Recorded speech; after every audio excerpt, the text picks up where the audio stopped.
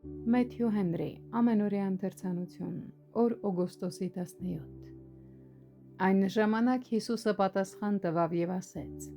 «Գոհանում եմ քեզանից, ով Հայր, երկնքի և երկրի Տեր, որ իմաստուններից և գիտուններից այս բաները ծածկեցիր և երեխաներին հայտնեցիր»։ Մատթեոս 11:25 խոսք։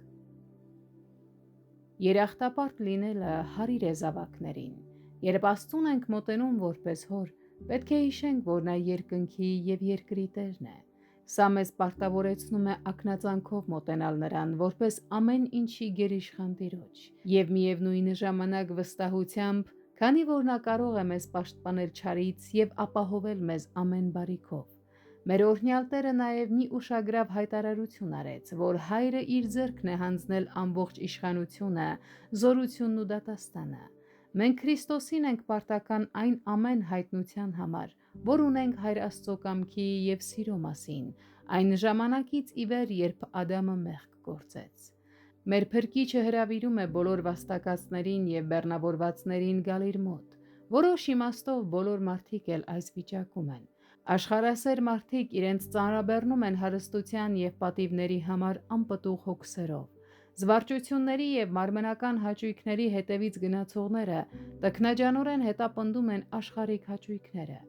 իսկ սատանայի և իր սեփական ցանկությունների ստրուկը երկրի վրա ամենածանր աշխատանքն անող մարդն է։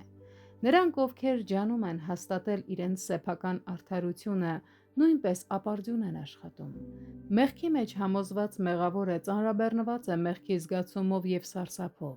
իսկ փորձությունների ու նեղությունների մեջ գտնվող հավատացյալը իր տքնություններով ու ծանրություններով։ Քրիստոսը բոլորին հրավիրում է գալ Իր մոտ, իրենց հոգիների հանգստությունը գտնելու համար։ Միայն Նա է տալիս այս հրավերը։ Մարդիկ գալիս են Նրա մոտ այն ժամանակ, երբ գիտակցելով իրենց մեղավորությունն ու թշվառ վիճակը և հավատալով Նրա սիրուն ու օգնելու զորությանը, ջերմեռանդ աղոթքով փնտրում են Նրան։ Ուստի հոգնած և ծանրաբեռնված մեղավորի պարտքն ու իրենց իսկ բարօրությունն է